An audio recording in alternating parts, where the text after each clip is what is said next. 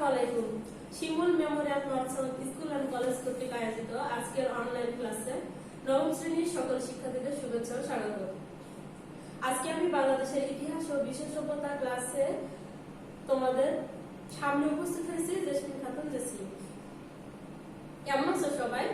আশা করছি ভালো আছো, সুস্থ আছো, বাড়িতে আছো। এবং এই করোনাকালীন পরিস্থিতিতে তোমরা জানো তোমাদের সরকার কর্তৃক যে সিলেবাসকে পুনর্বিন্যাস করা হয়েছে সে অনুযায়ী তোমাদেরকে অ্যাসাইনমেন্ট হিসেবে কিছু কাজ নির্ধারিত করা হয়েছে এবং সেটা সরকার কর্তৃক নির্ধারণ করেছে। সেই আলোকে তোমাদের নতুন ক্লাস রিভিশন ক্লাসগুলো চলছে। ইতিপূর্বে এই ক্লাসগুলো হয়ে গেছে, কিন্তু আমি আবারও তোমাদেরকে একটু স্মরণ করে দিতে চাই যে কিভাবে তোমরা অ্যাসাইনমেন্ট গুলো তৈরি করবা বা পূর্ব আলোচনার মাধ্যমে বিষয়গুলো তোমাদের ভালোভাবে উপলব্ধি করতে সুবিধা হবে। সেই জন্য আজকে আমি তোমাদের সামনে নবম শ্রেণীর নবম অধ্যায় নিয়ে উপস্থিত হয়েছি। আচ্ছা, অধ্যায় নবম কি? অধ্যায়ের নামটা কি?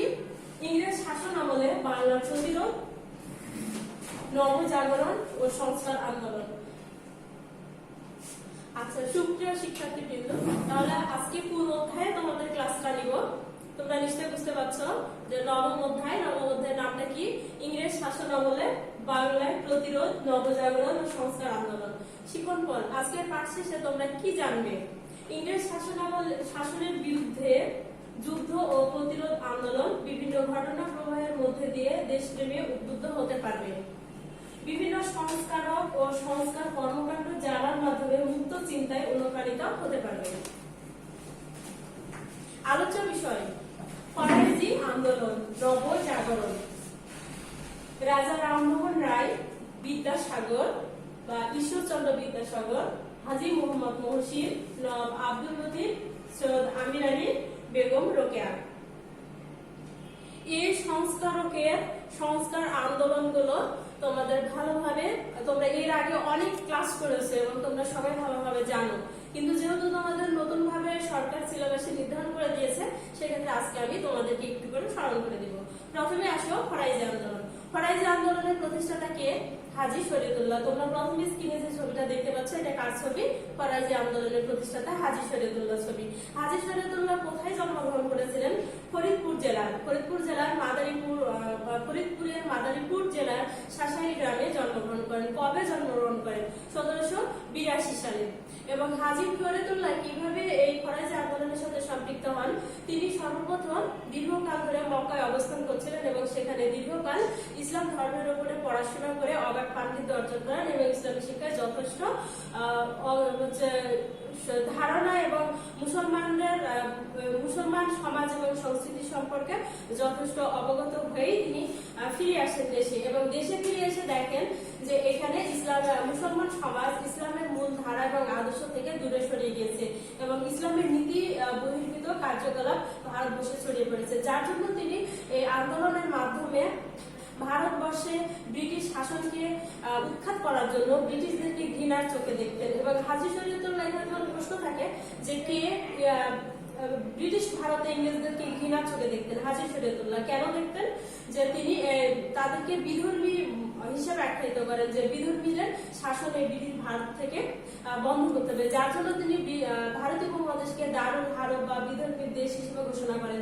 এবং তিনি কি করেন যে মুসলমান সমাজে বিধর্মীদের শাসনকৃত দেশে প্রতি শুক্রবার জুমার নামাজ এবং 2 ঈদের নামাজ বর্জন করার জন্য মুসলমানদেরকে আহ্বান জানান এবং তিনি সর্বপ্রথমে আন্দোলনের নেতৃত্ব দেন এবং সর্বপর্যায়ে কৃষক থেকে তৃণমূল অর্থাৎ সমাজের উচ্চ থেকে কৃষক পর্যায় পর্যন্ত সকল এই আন্দোলনে এক ঝাঁপিয়ে পড়ে যে আন্দোলনটাকে বেগবান করার জন্য।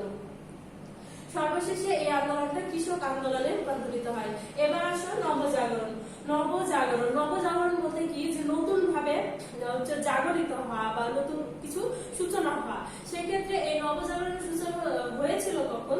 পলাশী যুদ্ধের পর। যখন পলাশী যুদ্ধের পর থেকে এদেশে কি হয়েছিল? অর্থনৈতিক ও সামাজিক এবং রাজনৈতিক পরিবর্তনগুলো শুরু হয় এবং এই পরিবর্তনের মাধ্যমে ইংল্যান্ডের শিল্প বিপ্লব এবং ফ্রান্সের ফরাসি বিপ্লবের প্রভাব পড়ে এবং এই যে 1700 শতাব্দী অর্থাৎ 18 শতকের প্রথম দিকে ইংল্যান্ডের শিল্প বিপ্লব ঘটে এবং এই শিল্প বিপ্লবের প্রভাবে বাংলায় রেনেসাঁ বা নবজাগরণের সূচনা হয়। যেটা রেনেসাঁ সেটা নবজাগরণ। তোমরা গেলে জানো। যদি কোথাও দেখো যে রেনেসা কিভাবে রেনেসার সূত্রপাত হয়, তাহলে আবার যদি কোথাও দেখো যে নবজাগরণ বলতে কি বা কিভাবে নবজাগরণের সূচনা হয়, তাহলে এটা নিয়ে দুশ্চিন্তার কোনো কারণ নেই। যেটাই রেনেসা সেটাই নবজাগরণ। সেক্ষেত্রে এই নবজাগরণের যে সূচনা হয়, সেখানে কিছু সংখ্যক ব্যক্তির যে বৈপ্লবিক পরিবর্তন এসেছিল, তারা এই পরিবর্তনের মধ্য দিয়ে ভারতবর্ষের রাজনীতিতে এবং ভাষা, সাহিত্য, সমাজ ও সংস্কৃতিতে তারা ব্যাপকভাবে উৎসাহ দেখিয়েছেন। এবং তাদের এই উদার পৃষ্ঠপোষকতার কারণেই যে ভারতবর্ষের নতুন কিছু সূচনা হয়েছে এবং নতুন কিছু উন্নতি এবং অগ্রগতির মধ্যে দিয়ে সামনের দিকে নতুন একটা পথ রচিত হয়েছে, যার জন্য যারা এই উদার পৃষ্ঠপোষকতা দেখিয়েছিল তাদের মধ্যে যে ব্রিটিশ কিছু প্রশাসকরা অন্যতম ছিলেন, যাদের নাম না বললেই নয়। এদের মধ্যে ছিলেন কারা? Warren Hastings, Malcolm, Munro. এছাড়া মেরাকফ প্রমুখ ইংরেজ প্রশাসকের যে এদের উদারনৈতিকতার কারণে, তাদের এই উন্নত চিন্তাধারা এবং ভাবধারার কারণে তারা যে জ্ঞান, বিজ্ঞান, দর্শনে উৎসাহিত করে ভারতবর্ষে তারা যে তাদের নৈতিক এবং মানবিক দায়িত্বটা বলে মনে করেছেন, সেটার প্রভাব হিসেবে নবজাগরণের সূচনা হয়। এবার আসো রাজা রামমোহন রায়। রাজা রামমোহন রায়ের নামটা শুনলেই এখানে সর্বপ্রথম বলতে হয় যে ভারতের কি বলা হয় যে আধুনিক ভারতের অর্থাৎ প্রথম নবজাগরণের স্রষ্টা, আবার প্রথম আধুনিক পুরুষ এবং নবজাগরণের প্রতিষ্ঠাতা রাজা রামমোহন রায় বলতেই ভারত উপমহাদেশে যে সর্বপ্রথম সংস্কার আন্দোলনটা উঠে আসে, তার মধ্যে এই নবজাগরণের স্রষ্টা হিসেবে তিনি খ্যাত। আচ্ছা, তাহলে কি বলছিলাম আমরা যে রাজা রামমোহন রায় ভারতের প্রথম আধুনিক পুরুষ, যে নবজাগরণের স্রষ্টা। কবে কোথায় জন্মগ্রহণ করেন? 1774 সালে হুগলি জেলার রাধানগর গ্রামে জন্মগ্রহণ করেন।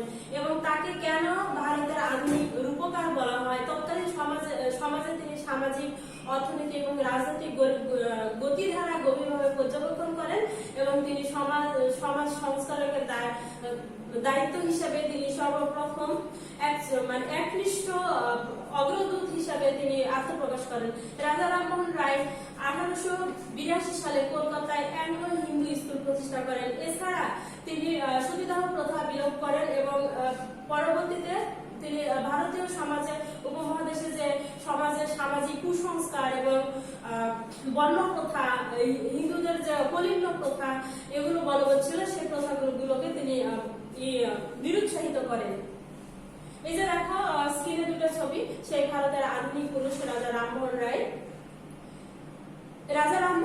1830 সালে, এছাড়া যে তার অনুসারী ছিলেন ডিরোজিও, এবং ডিরোজিও তার অনুপ্রেরণায় হিন্দু কলেজের ছাত্র ছিলেন তিনি, এবং পাথরের নামে একটি ইংরেজি সাপ্তাহিক পত্রিকা প্রকাশ করেন।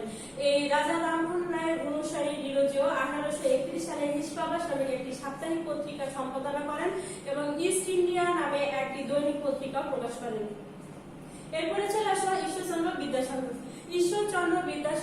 বিদ্যাসাগর। এই বিদ্যাসাগর কোথায় কখন জন্মগ্রহণ করেন একটু জেনে নিই।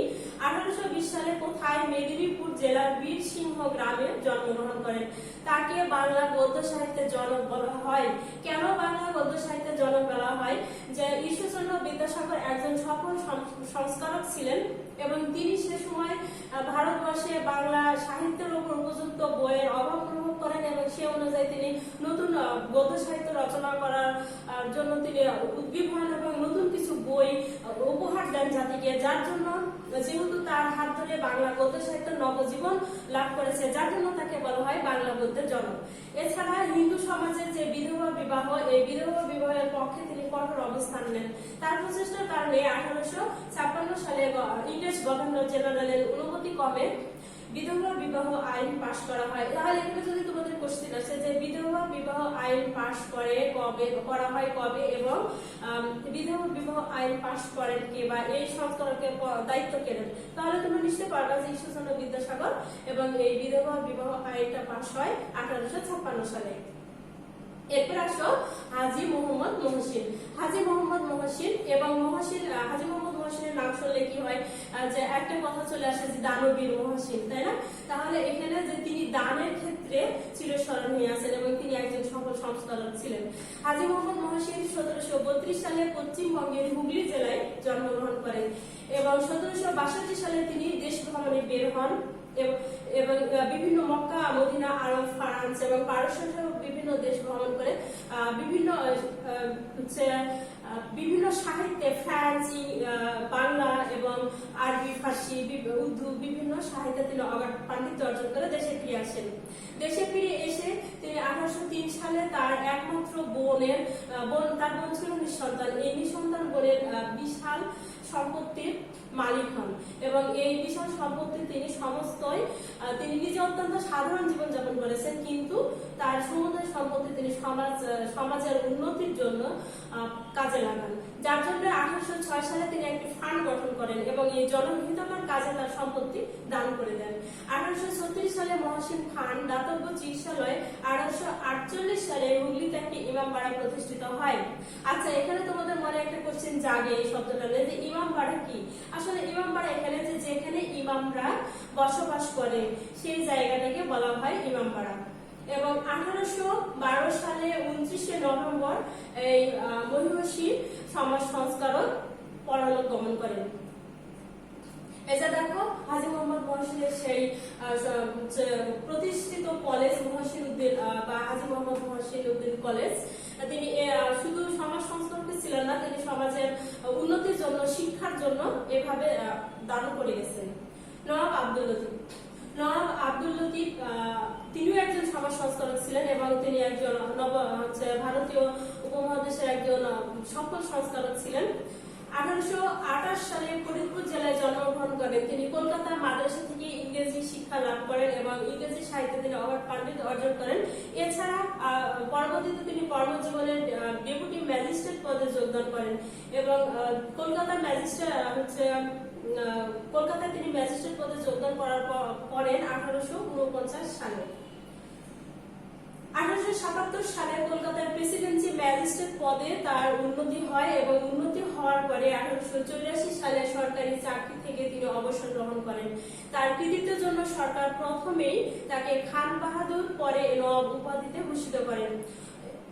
নওয়াব আব্দুল লতিফ মুসলমানদের মধ্যে ইংরেজি শিক্ষার বিস্তার করার প্রয়োজনীয়তা উপলব্ধি করেন এবং তিনি এটা মনে করেন যে মুসলমান ছাত্রদের পক্ষে যে 1853 সালে ইংরেজি শিক্ষার মূল শীর্ষক রচনার একটা প্রতিযোগিতার আয়োজন করেন এবং সেই প্রতিযোগিতায় তিনি তার উল্লেখযোগ্য কৃতিত্ব ছিল যে তিনি এটা সরকারের বিরুদ্ধে বিভিন্ন আন্দোলন এবং একটা মুসলমানদের জন্য আলাদা রাজনৈতিক সংগঠন থাকা প্রয়োজন এবং মুসলমান ছাত্রদের জন্য ইংরেজি বিষয়ে অগাধ জ্ঞান অর্জন করা প্রয়োজন, এ বিষয়ে তিনি সফল আন্দোলনের মাধ্যমে তিনি সফলতা দেখিয়েছেন। তার উল্লেখযোগ্য কৃতিত্ব ছিল যে 1863 সালে কলকাতায় প্রতিষ্ঠিত মোহামেডান লিটারারি সোসাইটি বা মুসলিম সাহিত্য সমাজ, এই সোসাইটির মাধ্যমে তিনি সমাজের সকল আন্দোলনকে বেগবান জানান এবং পরবর্তীতে তার অনুসারীরা যে এই ধারাকে অব্যাহত রেখে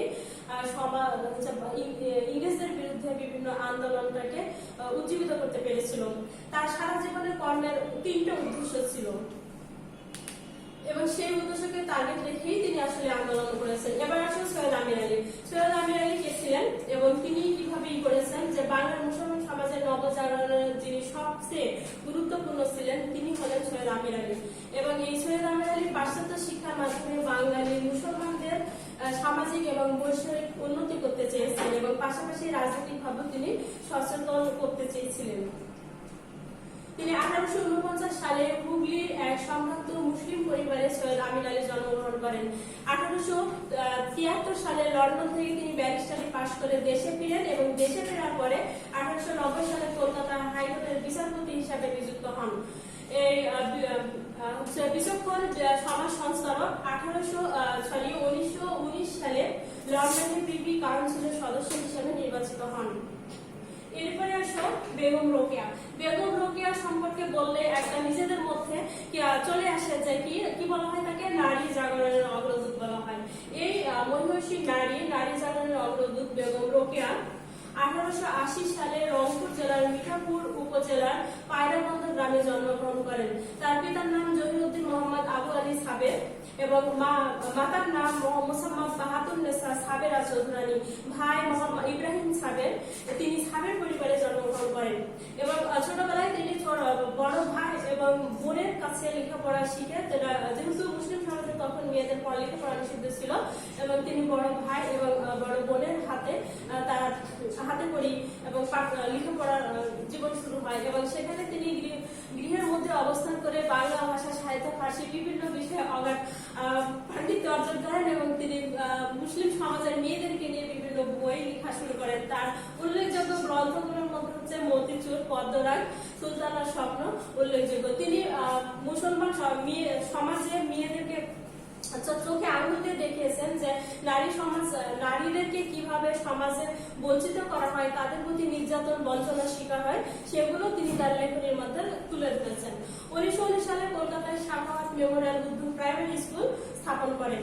নারীর অধিকার প্রতিষ্ঠার জন্য তিনি 1916 সালে কলকাতার আঞ্জুমান খাওয়াতিনে ইসলাম নামে একটি সংগঠন প্রতিষ্ঠা করেন।